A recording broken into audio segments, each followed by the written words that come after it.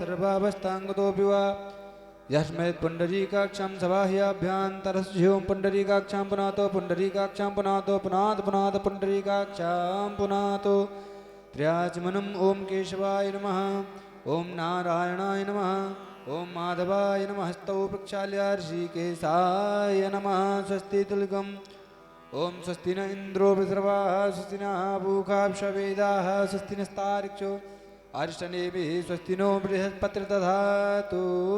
अथ ध्यानम पुनः हाथ में पुष्प चावल लेकर के भागवत भगवान का ध्यान करें।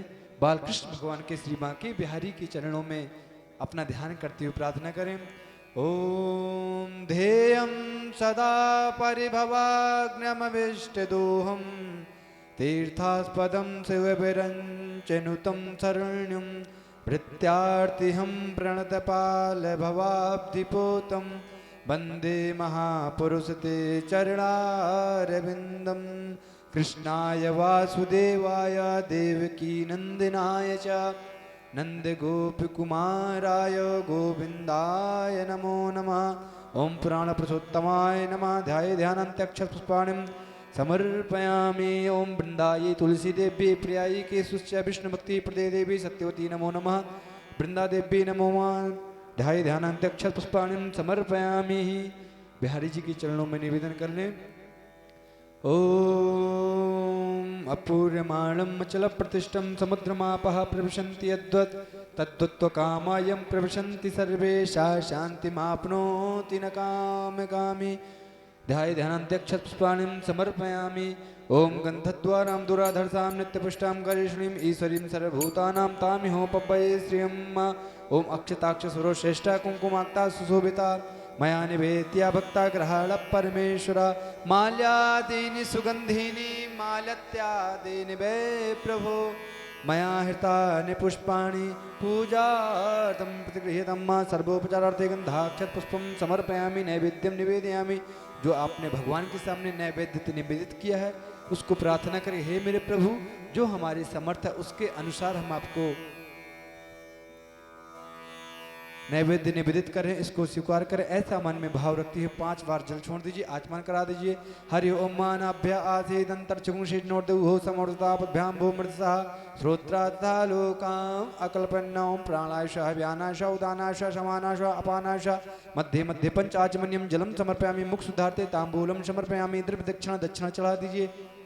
हरि ओम हिरण्यगर्भः समवर्तताग्रे भूतस्य जातः त्रेक आशीतो सदा धारा प्रसन्द्यामुते मा कस्मै देवाय भिकां विधेम। ओम भूर्भुवस्सुवः द्रव्यक्षणान्ते समर्पयामि। प्रार्थना पूर्वकं पुनः हाथ में पुष्प चावल लेकर प्रार्थना करें।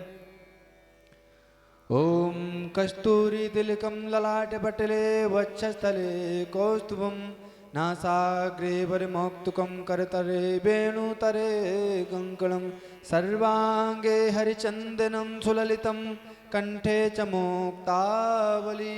गोपास्त्री परविष्टतो विजयते गोपालचूडामणिं वंशी विभूषिते करार्णवनीरधावा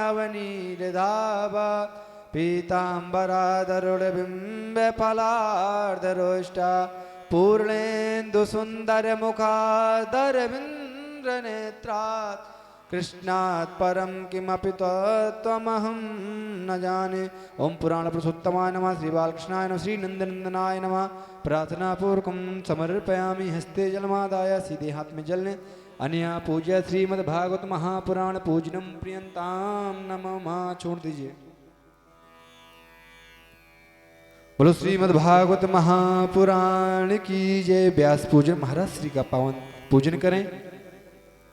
ओम नारायणं पाद्मभवं वसिष्ठं शक्तिं च तत्पुत्र पराशरं च व्यासं सुखं गौडपदं महन्तं गोविन्द्रयोगेन्द्रमथास्य शिष्यं व्यासाय विष्णुरूपाय व्यासरूपाय विष्णवे नमो वै ब्रह्मनिधये वसिष्ठाय नमो नमः।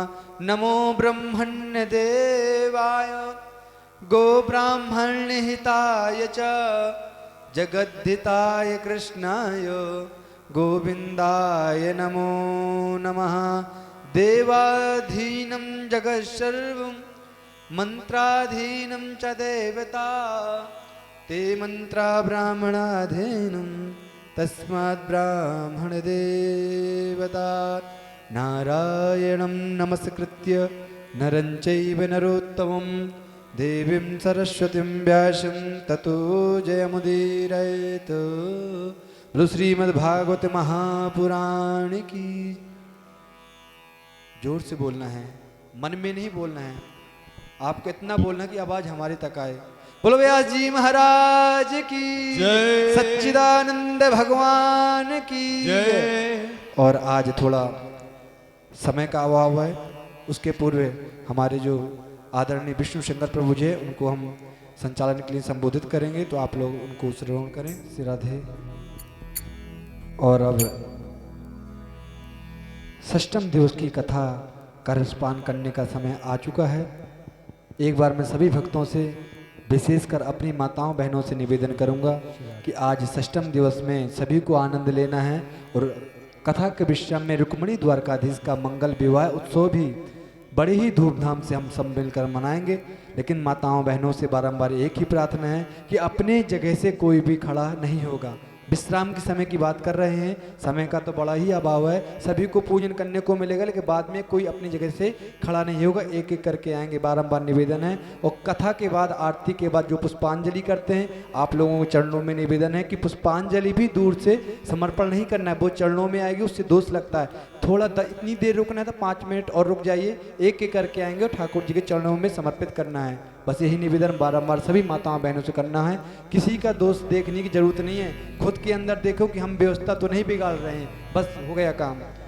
और अब महाराज श्री के पावन चरणों की ओर निवेदन करेंगे कि आज षष्ठम दिवस की कथा जो कि बड़ी ही आनंददायक है, उसका रसपान हम सभी भक्तों को कराएं। श्री महाराज श्री।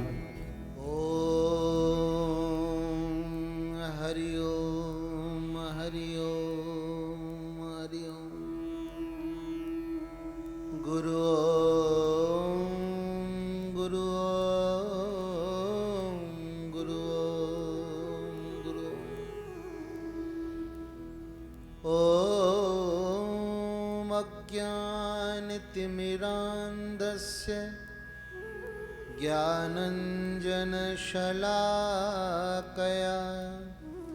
चक्षुरुन्मिलितं येन तस्मै श्री गुरुवे नमः।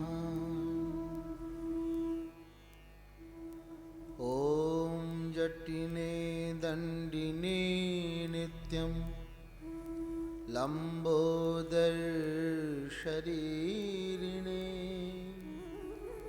कमंडलो निषंगाय तस्मै ब्रह्मात्मने नमः। कृष्णाय वासुदेवाय हरे परमात्मने प्रणतक्लेशनाशाय गोविन्दाय नमो नमः। हरेर्नाम हरेर्नाम हरेर्नामैव केवलम् कलौ नास्त्येव नास्त्येव नास्त्येव गतिरन्यथा। जय श्री कृष्ण चैतन्य प्रभु नित्यानंद श्री अद्वैत गदाधर शिवासादि गौर भक्त वृंद। हरे कृष्णा कृष्ण कृष्ण हरे हरे, हरे राम राम राम हरे हरे। हरे कृष्णा कृष्ण कृष्ण हरे हरे, हरे राम राम राम हरे कृष्णा कृष्ण कृष्ण हरे हरे, हरे राम राम राम हरे हरे।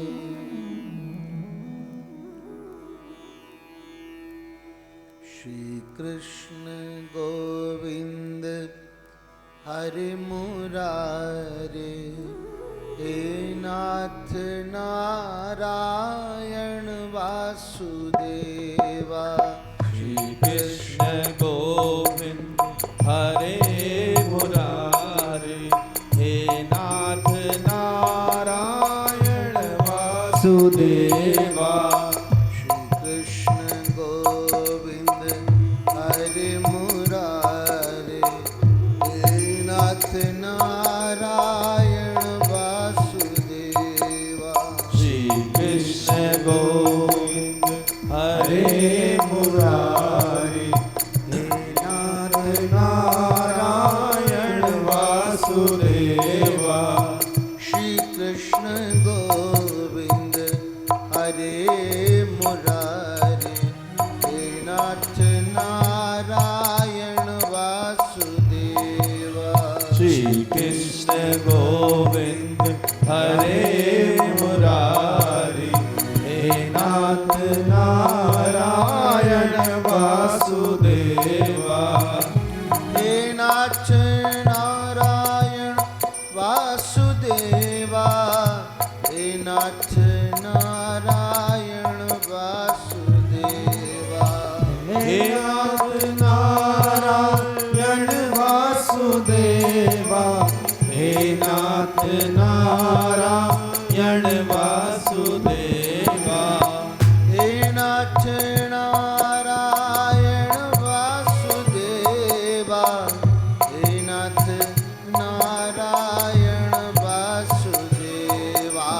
हे नाथ नारायण वासुदेवा, हे नाथ नारायण वासुदेवा।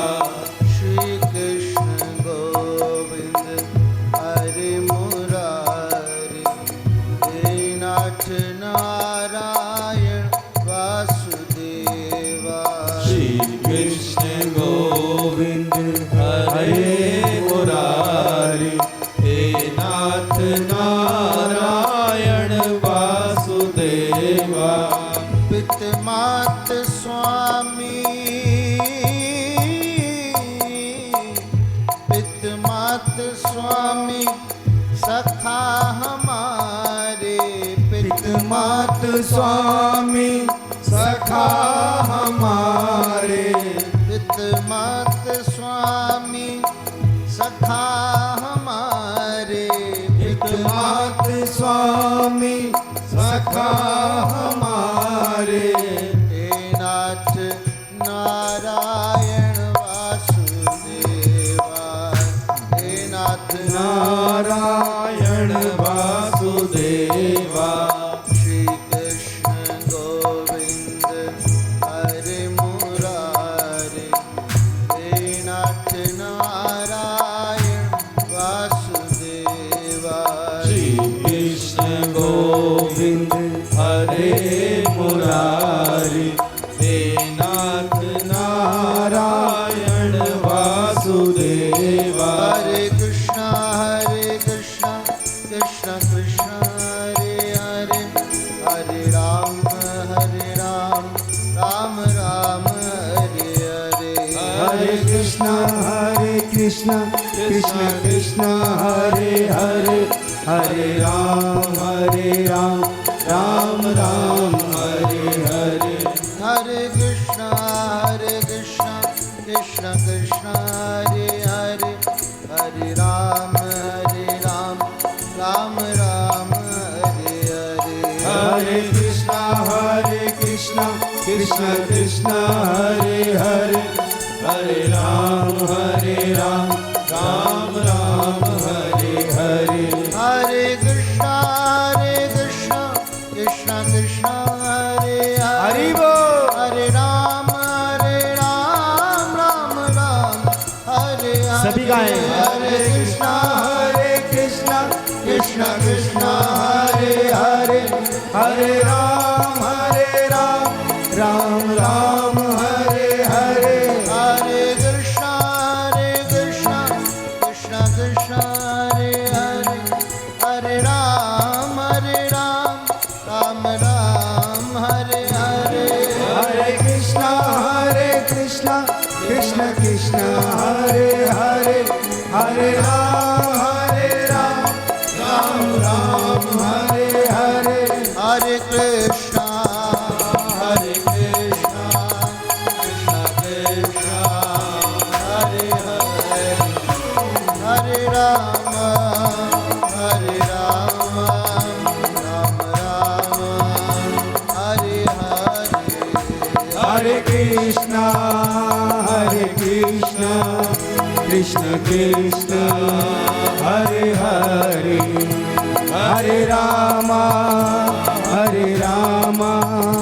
राम राम हरे हरे हरि बोल हरि बोल हरि बोल हरि बोल हरि बोल हरि बोल हरि बोल हरि बोल जय जय प्रभुपाद प्रभुपाद प्रभुपाद प्रभुपाद जय जय प्रभुपाद प्रभुपाद प्रभुपाद प्रभुपाद जय जय गुरुदेव गुरुदेव गुरुदेव गुरुदेव जय जय गुरुदेव गुरुदेव गुरुदेव गुरुदेव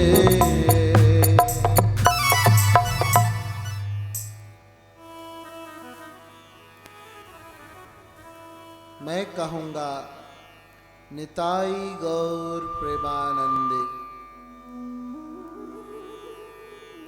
और आप सब हाथ उठाकर कहेंगे हरि हरि बोल निताई गौर प्रेमानंदे हरि हरि बोल निताई गौर प्रेमानंदे हरि हरि बोल निताई गौर प्रेमानंदे हरि हरि बोल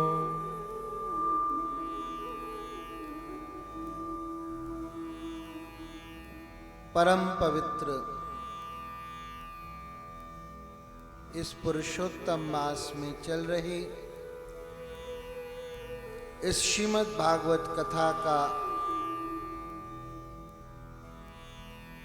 आज षष्ठम दिवस है। विराजित दिव्य भागवत जी की पोथी को प्रणाम करते हुए बगल में ठाड़े ठाकुर जी को आह्वान किए हुए देवी देवताओं को विप्र देवों को एवं आपके सबके हृदय में बैठे हुए मेरे बिहारी जी को बारंबार प्रणाम। आपका स्वागत है और अभिनंदन है। कल की कथा में हम लोगों ने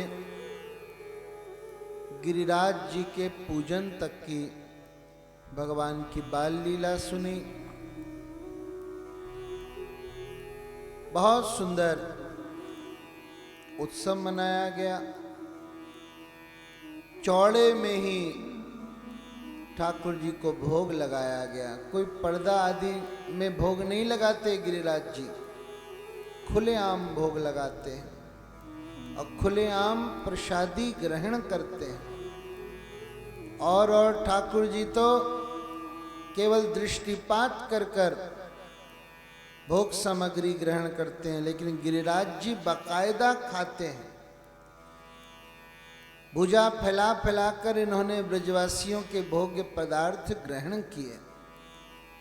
इसीलिए ब्रज की हर रसोई परम शुद्ध मानी जाती है। ब्रज में रहने वाले साधु ब्रज के घरों से मधुकरी भिक्षा लेकर अपनी उदर पूर्ति करते हैं।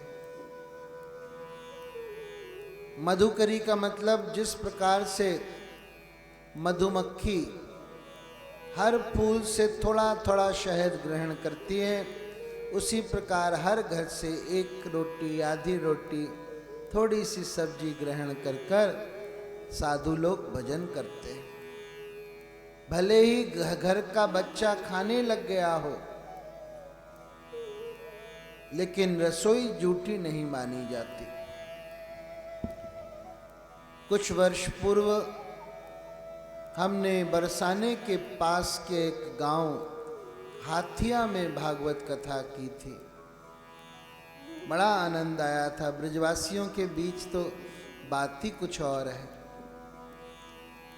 मालूम करने पर पता चला कि हाथिया नाम कैसे पड़ा।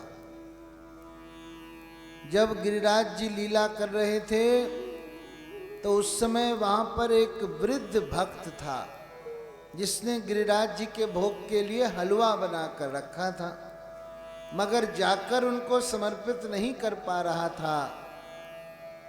तो गिरिराज जी की एक भुजा इस गांव में भी आई थी और उसने वहां पर रखा हुआ हलवा ग्रहण किया। तो हाथ आया, इससे बन गया हाथिया।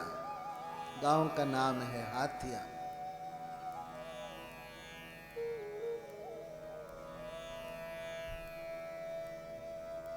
खूब प्रसाद बटा, खूब लोगों ने मौज उड़ाई।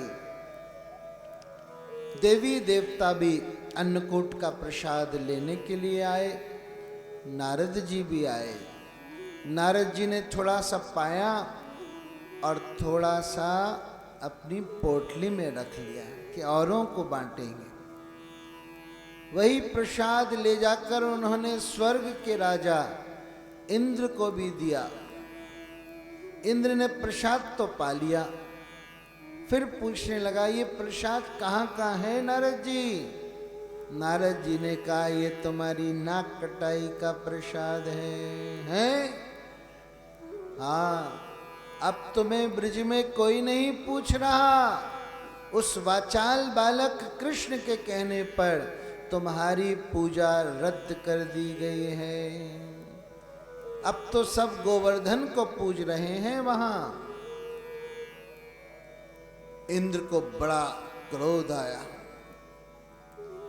और उसने तुरंत प्रलय करने वाले संवर्तक मेघों को बुलाया। उनसे कहा ब्रज में जाकर ऐसे बरसो कि वहां पर एक बछड़ा भी जीवित ना रहे। बस फिर क्या था, ब्रज में भयंकर आंधी तूफान आने लग गया। मूसलाधार वर्षा होने लगी। हाथी के सूंड जितनी बड़ी बड़ी बूंदें पड़ रही थीं। ब्रजवासी सब त्राही माम कहते हुए कन्हैया के पास दौड़े।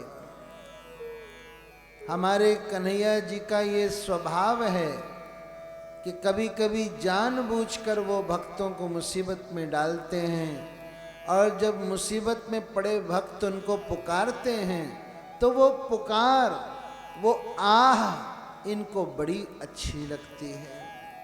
बिंदु जी ने अपने एक पद में लिखा है, जो तुम हो दीनों की आहूं के आशिक,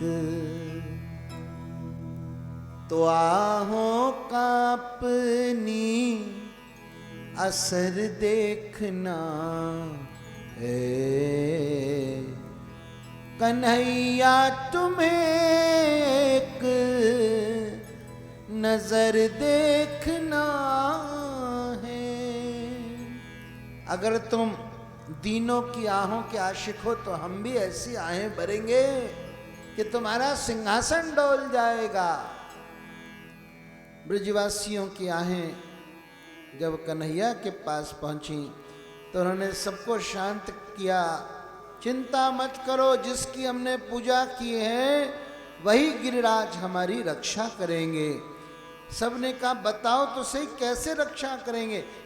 भगवान ने कहा अभी पूछता हूँ। हाथ जोड़कर नाटक किया प्रार्थना करने का, और 1 मिनट बाद बोले मिल गया उपाय, मिल गया उपाय। सबने पूछा क्या उपाय है? कन्हैया ने कहा क्या हो रहा है? कन्हैया ने कहा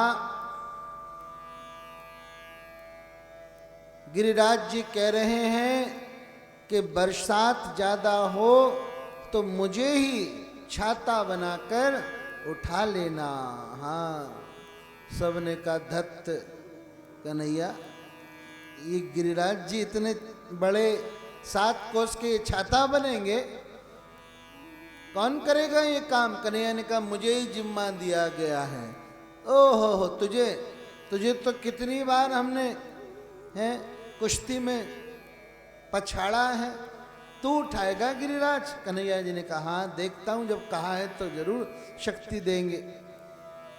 कन्हैया जी ने एक पेड़ को मरोड़ कर दिखाया कि देखो शक्ति आ गई मेरे अंदर। आज भी वो पेड़ ब्रिज में है। सबने कहा कन्हैया पेड़ को मरोड़ रहा है, तो हो सकता है शक्ति आई हो। फिर ठाकुर जी ने एक गड्ढा किया तलहट्टी में, और उस गड्ढे में अपना पांव जमाया, पैठ जमाई। उस गांव का नाम आज भी है पैठा। पैठ जमाई, और उसके बाद धीरे से उन्होंने अपनी बाएं हाथ की कन्नी उंगली पर गिरिराज जी को उठा लिया। बोलो गिरिराज जी महाराज की जय। गिरिराज धरण हम तेरी शरण, गिरिराज धरण हम तेरी शरण, गिरिराज धरण हम तेरी शरण, गिरिराज धरण हम तेरी शरण, गिरिराज धरण हम तेरी शरण, गिरिराज धरण हम तेरी शरण, गिरिराज धरण हम तेरी शरण, गिरिराज धरण हम तेरी शरण, गिरिराज धरण हम तेरी शरण, गिरिराज धरण हम तेरी शरण। बड़ा आनंद उत्सव मन रहा था। सब के सब खूब कीर्तन कर रहे थे, कन्हैया की वाह वाह कर रहे थे, जय जयकार कर रहे थे। मीराबाई के पूर्व जन्म की कथा आती है कि वो माधवी नाम की गोपी थी और उनका ब्याह वृंदावन के सुंदर गोप से हुआ था। लेकिन मीरा की मां ने उनको कहकर भेजा था कि वहां वृंदावन में एक जादूगर रहता है, उसके फंदे में फंस मत जाना, उसको कभी देखना मत, उसकी लीला को सुनना मत। वो बांसुरी बजाए तो कानों में हाथ डाल लेना, वरना तुम्हारा पातिव्रत्य धर्म भ्रष्ट हो जाएगा। मीरा ने अपनी मां की बात को मान के रखा था, कृष्ण से किनारे किनारे रही थी। लेकिन जब गिरिराज जी को उठाया ठाकुर जी ने, और सब लोग फिर उसी की तलहटी में जा रहे थे, उसी की छांव में जा रहे थे, तो मीरा की सास ने भी ढकेल कर कहा आज तो जाना पड़ेगा, तू घर में रहकर अकेले मरेगी क्या? तो माधवी गोपी को भी जाना पड़ा। और वहाँ सब तो कृष्ण का गुणगान कर रहे कि कितना सुंदर, कितना बांका लग रहा है हमारा गोपाल। तो इनका भी मन किया कि चलो थोड़ा सही सही घूंघट की आड़ से ही कोने से ही देख लें। तो थोड़ा सा घूंघट उठाकर देखा, नजर श्री कृष्ण की उंगली पर पड़ी, हथेली पर राधा नाम लिखा था, वहां गई। फिर धीरे धीरे पूरी बंसुरी देखी, अरे थोड़ा और देख लूं, थोड़ा और देख लूं, ऐसे घूंघट उठता चला गया। और फिर तो घूंघट उघाड़ दिया। ऐसा सौंदर्य, अरे ये आंखें किस काम की हैं जो इस सौंदर्य को ना देखती हो। मैंने अपनी माँ की हिदायत को क्यों पालन किया, क्यों इतने दिन इनसे कट के रही। हाय हाय, मेरा जीवन व्यर्थ हो गया। और उसी समय मीरा जी का प्राणांत हो गया। अंतिम छवि जो उनके मन में गड़ी रह गई वो गिरिराज जी की थी। इसलिए अगले जन्म में मीराबाई जो भी पद लिखी हैं उसमें गिरिधर जी का अंत में स्मरण किया है। मीरा के प्रभु गिरधर नागर, और विरहिणी के रूप में मीरा जी रही हैं। तो बहुत सुंदर उत्सव मन रहा था। ठाकुर जी ने सुदर्शन चक्र को गिरिराज जी के ऊपर तैनात कर दिया। जितना भी पानी आ रहा था वो सब सोख रहा था। 7 दिन और 7 रात तक 7 बरस के कन्हैया ने 7 कोस के गिरिराज को उठा कर रखा। तब इंद्र ने अपने मेघों से पूछा, बताओ क्या हाल है अब ब्रज का। मेघों ने कहा, मालिक वहां तो धूल उड़ रही है, किसी का बाल भी बांका नहीं हुआ। इंद्र ने ध्यान कर देखा तो समझ में आया ये और कोई नहीं, परम भगवान श्री कृष्ण हैं। हाय, मैंने भगवान से पंगा लिया, अब मेरा क्या होगा। तुरंत इंद्र ने उपाय खोजा। भगवान को गैये बड़ी पसंद हैं, तो सुरभि गाय को आगे रखकर और ऐरावत हाथी को पीछे रखकर कृष्ण से माफी मांगने आया। भगवान ने तब तक गिरिराज जी को वापस रख दिया था, बारिश बंद हो गई थी।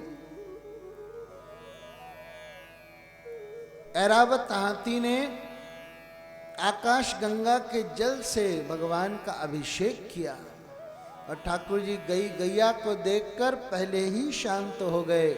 आज भी वो अभिषेक का जल जो था उसका सरोवर बना हुआ है, नाम है गोविंद सरोवर। जब भी गिरिराज जी की परिक्रमा लगाओ तो गोविंद सरोवर में जरूर आचमन करना चाहिए। आज भी उसका पानी दुधैला है, दूध जैसा है। भगवान ने इंद्र को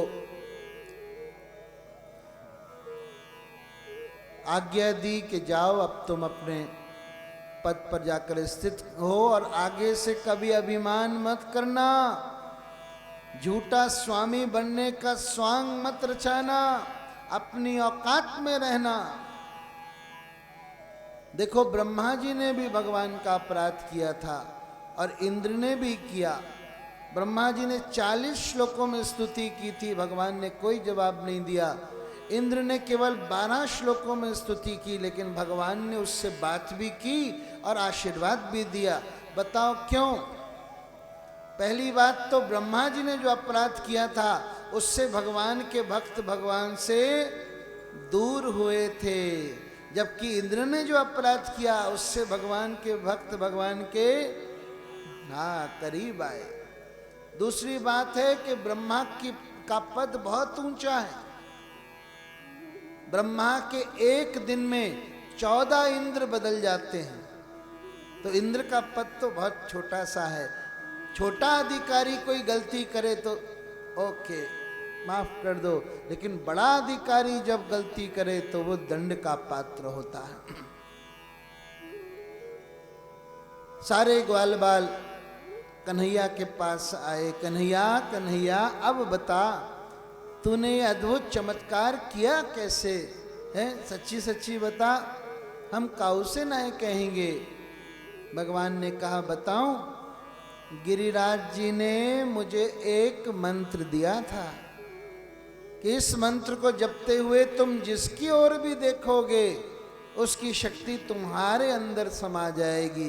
तो तुम हजारों की संख्या में थे, मैं तुम्हें देख देख कर जप करता रहा और तुम्हारे सबकी शक्ति मेरे अंदर समा गई। ग्वालों ने कहा अच्छा, तभी हम सब 7 दिन तक बड़े मरियल जैसे महसूस कर रहे थे। तूने शक्ति हरण की हमारी। हाँ, ब्रज में ठाकुर जी कभी भी अपनी भगवत्ता को जाहिर नहीं करते, वहां पर वो सबके अपने बने हुए हैं। अगर भगवान बन जाएंगे तो क्या करते हो आप भगवान को? एक अलमारी में रख देते हो, थोड़ी सी 10-15 मिनट की पूजा, थोड़ा चिनौरी का भोग, फिर ठाकुर जी अलमारी में और हम दुनियादारी में हैं। तो ऐसे भगवान रहना नहीं चाहते। उनको तो अपने भक्तों से आदान प्रदान करना है, खेलना है, कूदना है, लीला करनी है। इसलिए ब्रज में कभी भी भगवत्ता या ऐश्वर्य सिर उठाए तो ठाकुर जी उसको पांव लगाकर दबा देते हैं। ब्रज में सिर्फ माधुर्य है, माधुर्य। अरे श्याम तेरे काम बड़े अचरज भरे। श्री रविंद्र जैन जी के लेखनी से निकला हुआ ये बहुत सुंदर पद है। सारी ब्रजलीला का इसमें वर्णन कर दिया। अरे श्याम तेरे काम बड़े अचरज भरे, कृष्ण गोपाल गोविंद माधो हरे। कृष्ण गोपाल गोविंद माधो हरे। श्याम तेरे काम बड़े अचरज भरे, कृष्ण गोपाल गोविंद माधो हरे। कृष्ण गोपाल गोविंद माधव हरे।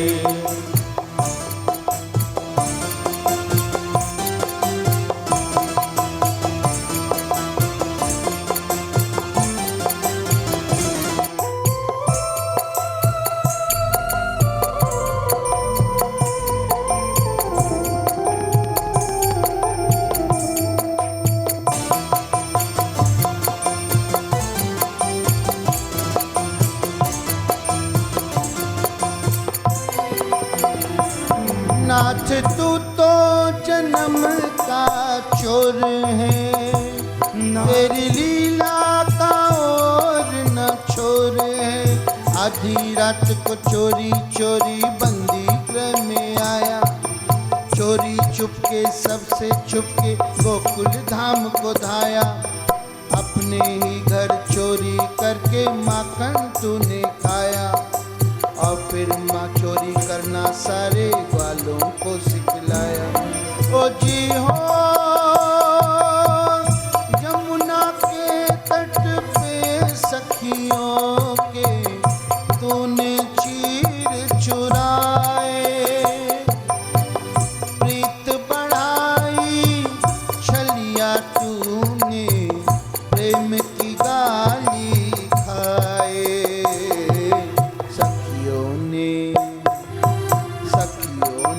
नाम तेरे क्या क्या धरे, चोरी करे और पर चोरी करे। कृष्ण गोपाल गोविंद माधो हरे।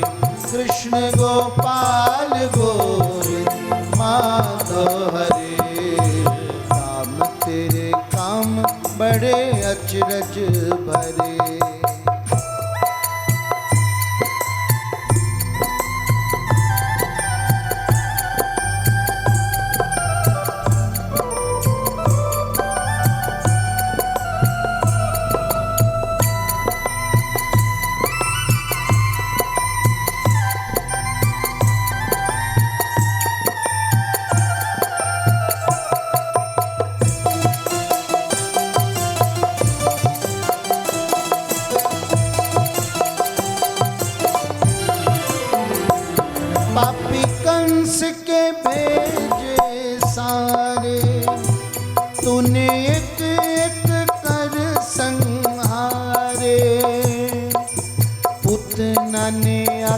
तुझे विष भरा दूध पिलाया, माता की गति देकर अपने धाम से पहुँचाया। तृणावर्त आया तो तिनके साव से उड़ाया, दैत्य बकासुर और अघासुर को सुरलोक पठाया। ओ जी हो नाग कालिया को मत डाला, पन पे किया तूने नर्तन, ब्रज की है रक्षा है तू उठा लिया, उंगली पर गोवर्धन। इंद्र और ब्रह्मा के मान भी हरे, इंद्र और ब्रह्मा के मान भी हरे। कृष्ण गोपाल गोविंद माधो हरे, कृष्ण गोपाल गोविंद माधव हरे। श्याम तेरे काम बड़े अचरज भरे, श्याम तेरे काम बड़े अचरज भरे। बोल श्री गिरिराज धरण भगवान की जय।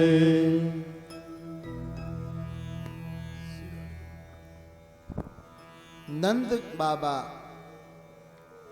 भगवान की प्रीति के लिए एकादशी का व्रत रखते थे। एकादशी का व्रत बड़ा पुरातन व्रत है भैया। हमने परसों सुना था कि सतयुग में अम्बरीश जी एकादशी का व्रत रखते थे, और अब देखो द्वापर में श्री नंद बाबा रख रहे हैं। ये तो भगवान के पिता हैं, इनको व्रत उपवास रखने की क्या जरूरत है, फिर भी रख रहे हैं। तो हम किस खेत के मूली हैं, हम एकादशी का तिरस्कार क्यों करें।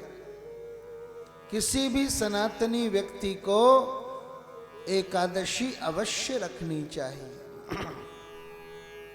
और एकादशी एक दिन का नहीं 3 दिन का व्रत है। अगर कायदे से देखा जाए तो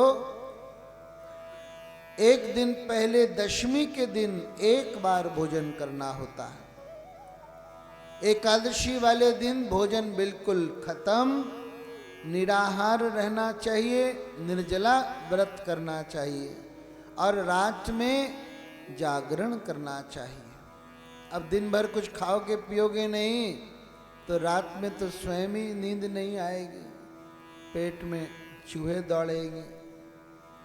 तो रात को जागरण करो, भजन करो, और अगले दिन द्वादशी के दिन दोबारा एक बार ही भोजन करना चाहिए। 3 दिन का व्रत नहीं रखो तो कम से कम एकादशी के दिन अन्न का वर्जन तो अवश्य करना चाहिए। बड़े यत्न पूर्वक एकादशी का व्रत रखना चाहिए।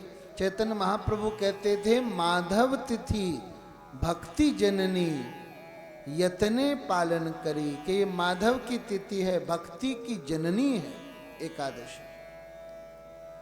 तो नंद बाबा तो 3 दिन वाली एकादशी रखते थे। एकादशी वाले दिन उन्होंने कुछ नहीं खाया और रात भर जागरण करते रहे। थोड़ी सी उनको रात में झपकी आ गई और जैसे ही आंख खुली तो समय का भ्रम हो गया। 1:30-2 बजे थे। उसी समय नंद बाबा यमुना जी के स्नान के लिए चल पड़े। देखो, पवित्र नदियों में स्नान करने का सुनिश्चित समय होता है। रात को 11 बजे से लेकर 3 बजे तक स्नान नहीं किया जाता। उस समय जल के देवता वरुण देव विश्राम करते हैं। नंद बाबा ने गलत समय पर स्नान किया। डुबकी लगाते ही वरुण देव के सैनिक उनको पकड़ कर ले गए। सुबह जब नंद बाबा की खोज होनी शुरू हुई तो नंद बाबा का कहीं अता ही पता नहीं था। तब भगवान यमुना जी पर ढूंढने आए और तट पर नंद बाबा की धोती और लोटा और छड़ी दिखाई पड़ी। बस ठाकुर जी ने भी यमुना जी में छलांग लगाई और पहुंच गए सीधे वरुण लोक। वरुण जी का दरबार सजा था। जैसे ही उन्होंने श्री कृष्ण को देखा, तुरंत अपना आसन छोड़कर भागे, ठाकुर जी को साष्टांग प्रणाम किया, हाथ जोड़कर लाकर अपने सिंहासन पर बैठाया, उनके चरण धोए, उनकी आरती उतारने लगे। भगवान ने कहा ये भी अच्छा बर्ताव है कि बच्चे की तो आरती उतार रहे हो और पिताजी को बांध के रख छोड़ा है।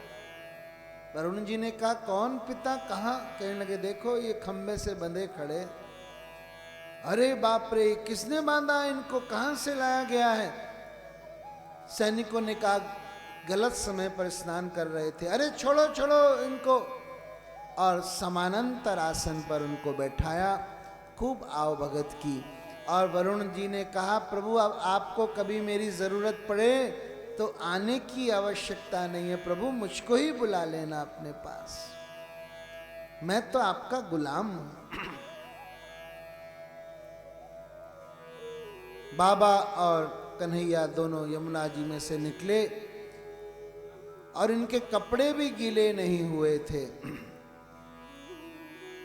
ब्रजवासियों ने बाबा को घेर लिया। बाबा कहाँ थे तुम, कहाँ से आए हो, ये कहाँ गया था?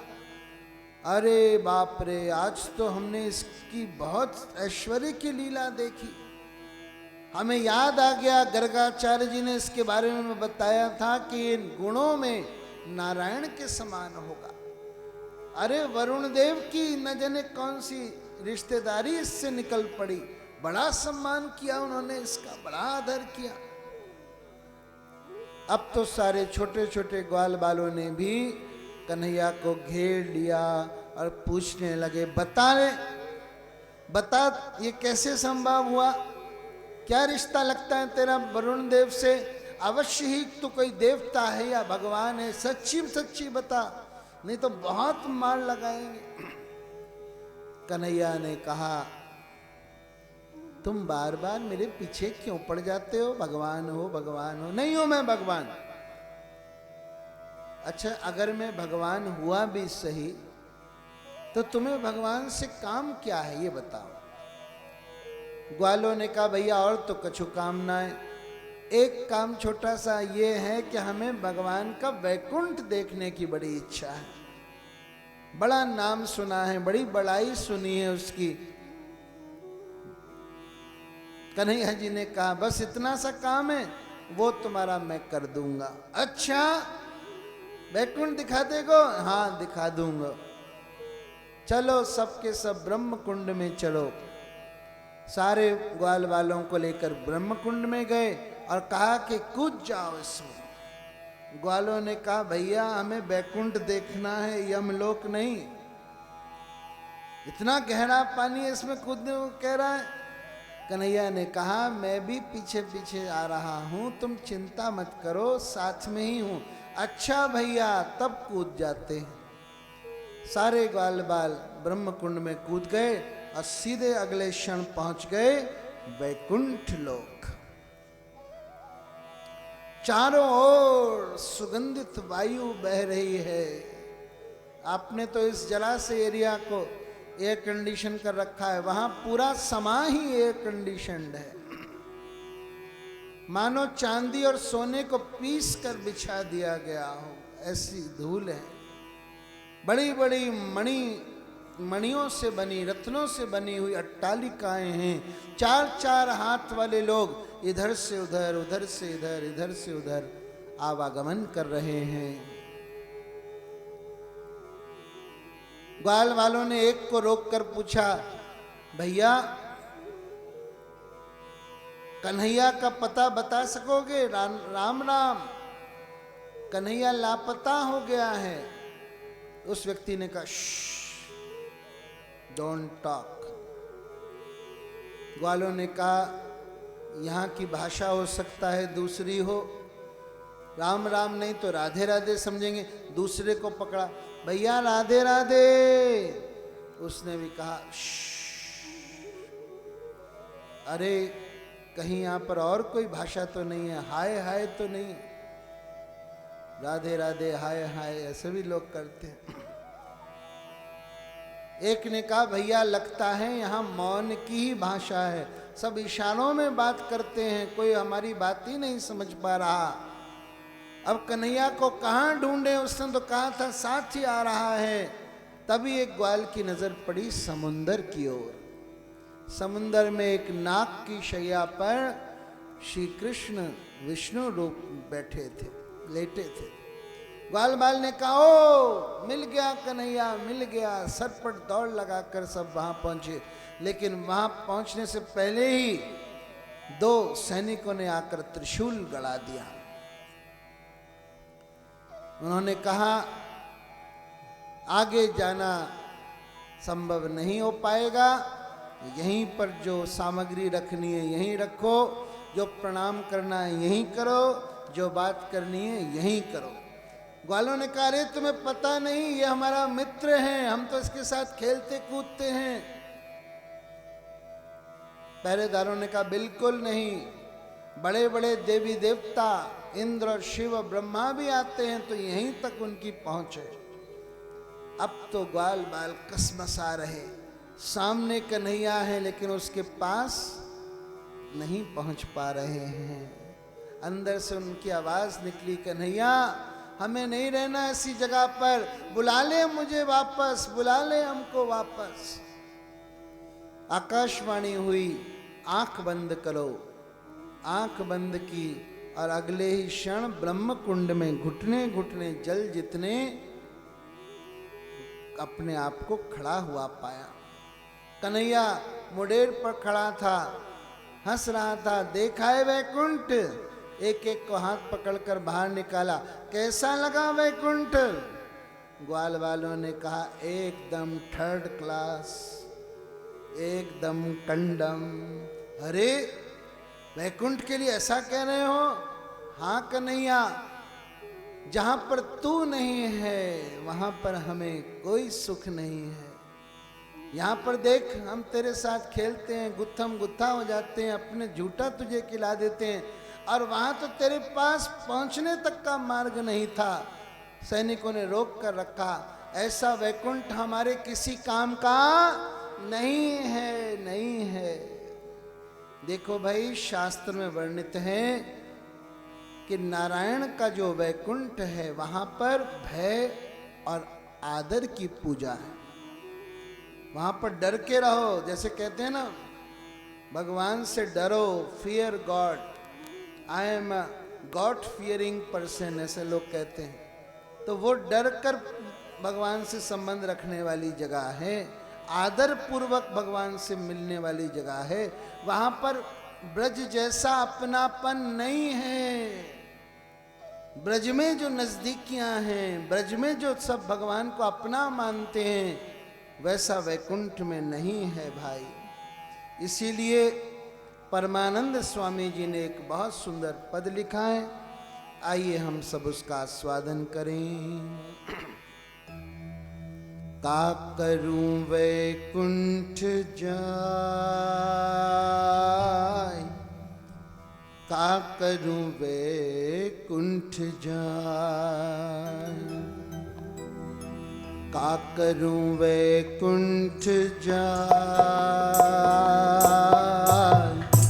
का करूं वैकुंठ जाय।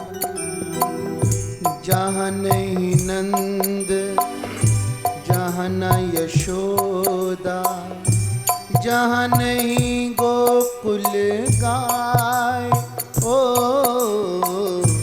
जहाँ नहीं गोकुल गाय, ओ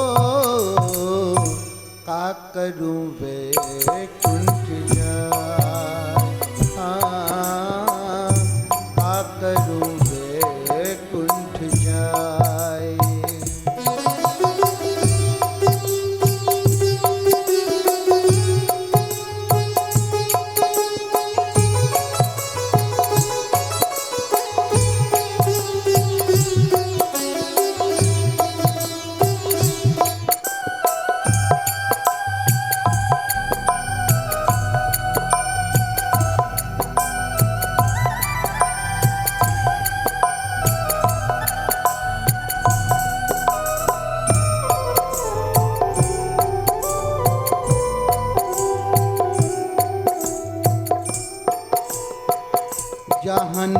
संत ना संत समागम, जहाँ नहीं संत ना संत समागम, जहाँ नहीं आनंद आए, ओ जहाँ नहीं आनंद आए, का करूं वैकुंठ जाए, ओ का करूं वैकुंठ जाए, जहाँ नहीं जल निर्मल यमुना को, जहाँ नहीं जल निर्मल यमुना को, जहाँ न कदम्ब की छाए, ओ ना जहाँ कदम्ब की छाए, ओ का करूं वैकुंठ जाए, का करूं वैकुंठ जाए, का करूं वैकुंठ जाए, का करूं वैकुंठ जाए। वृंदावन वैकुंठ को तोल्यो श्री हरिदास, भारी सो मही पर रहियो हलकोड़ियो आकाश।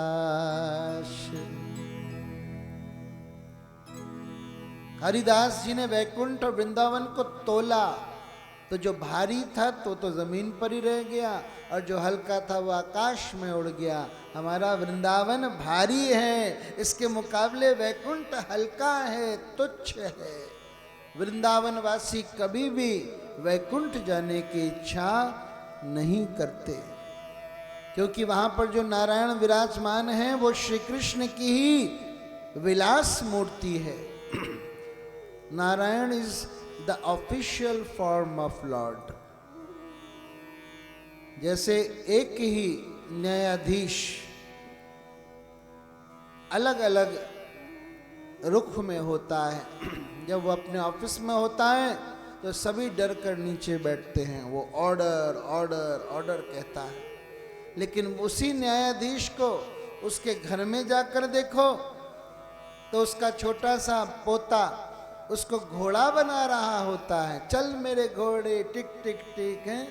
न्यायाधीश महोदय घोड़ा बने हुए हैं, बच्चा उनकी मूछ उमेट रहा है, कान पकड़ रहा है।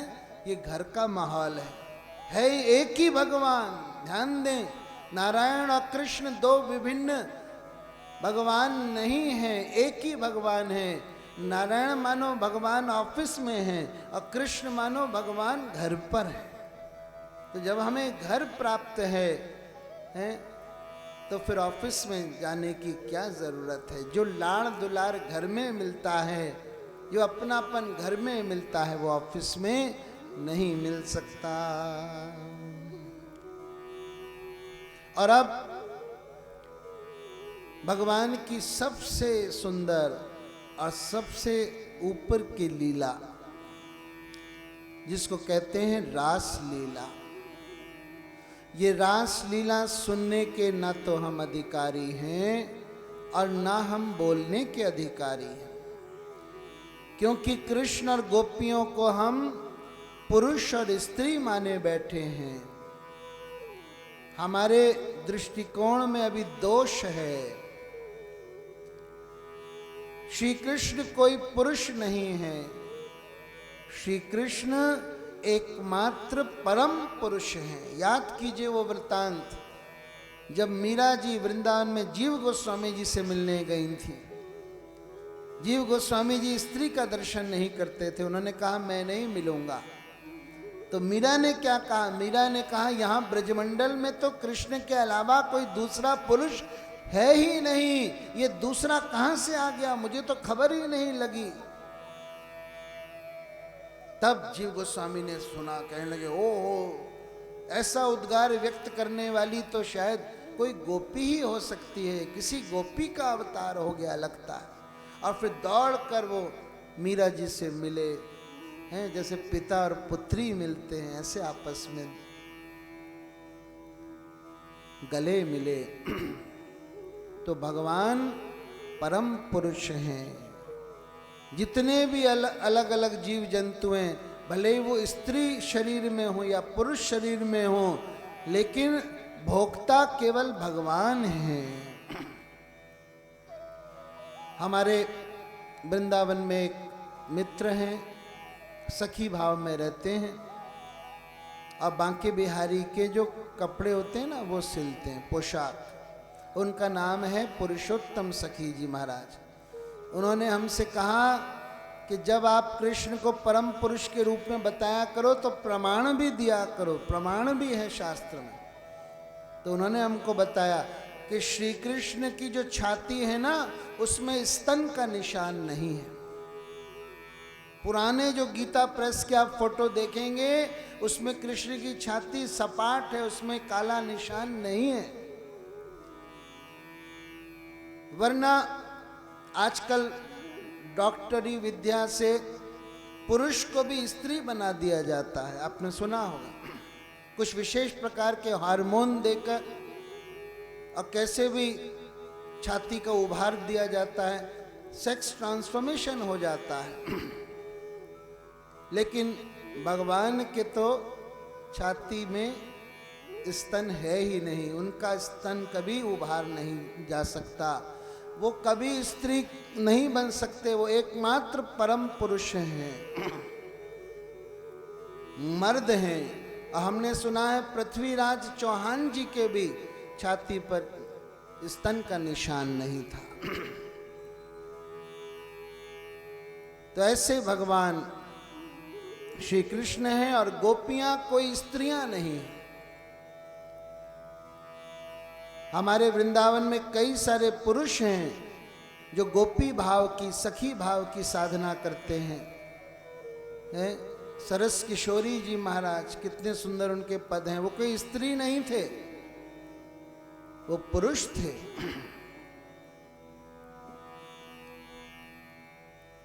तो गोपी शब्द का मतलब है गो यानी इंद्रियां, अपी यानी पिबंती, जो अपनी समस्त इंद्रियों से कृष्ण रस पिए, उसका नाम है गोपी।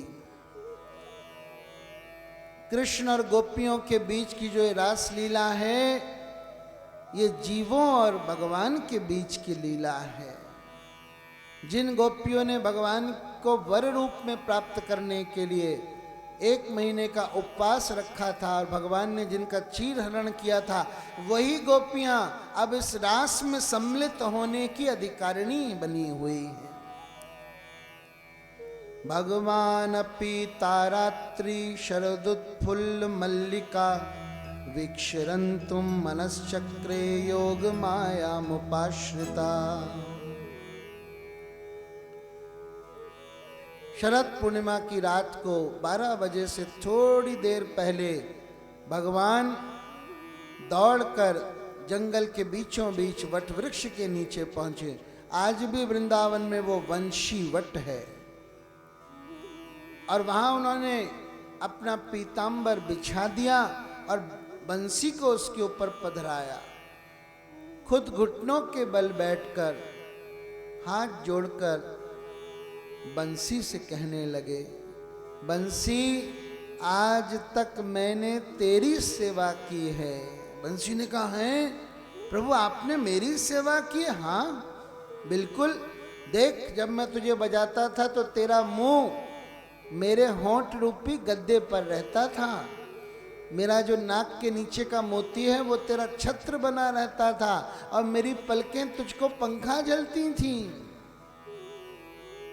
और जो तेरे चरण थे वो मेरे हाथ के पोरों पर रहते थे, गद्दे पर, और मैं तेरे चरण चापता था। बंसी ऐसे बजती है। बंसी ने कहा, हे भगवान ये तो सब उल्टा काम हो गया, सेवा तो मुझे आपकी करनी चाहिए थी और आपने मेरी की प्रभु, ये तो अनर्थ हो गया। भगवान ने कहा, चिंता मत कर, आज तेरी सेवा का अवसर आया है इसलिए बता रहा हूं, अब तू मेरी सेवा कर, और ये सेवा और कोई नहीं कर सकता।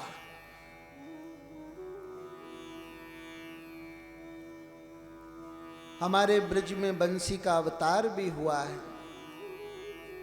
श्रीहित हरिवंश आचार्य जी के रूप में बंसी ही अवतीर्ण हुई थी। ये जो पीले कपड़े वाले प्रेमानंद जी बाबा का प्रचार हो रहा है वो उसी हरिवंश संप्रदाय के हैं, बंशी का संप्रदाय है। भगवान ने कहा बंसी आज मैं तुझको वादन करूंगा और तू सबके कानों में जाकर बजना। जिन जिन जीवों का मन परिपक्व हो गया है, मुझसे मिलने के लिए वो तैयार हो गए हैं, उनके कानों में तू उनका नाम ले लेके बजना, बार बार बजना, जब तक वो आ ना जाए तब तक बजती रहना। जैसे किसी का नाम है गौरी तो जाकर बजना गौरी गौरी गौरी, किसी का नाम है श्यामा तो जाकर बजना श्यामा श्यामा श्यामा। तुझे इन सब जीवों को आज खींच कर मेरे पास लाना है। और फिर भगवान ने बंसी को अधर पर धरा और बहुत सुंदर बजाना शुरू किया। श्याम ने मुरली मधुर बजाई, श्याम ने मुरली मधुर बजाई, श्याम ने मुरली अथा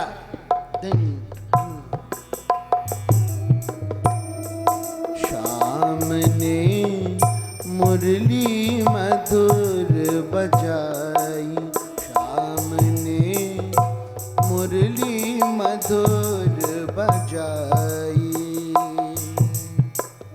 निर्मल जीवन जमुना जल में, निर्मल जीवन जमुना जल में, लहर लहर लहराई, श्याम ने मुरली मधुर बजाई, श्याम ने मुरली मधुर बजाई।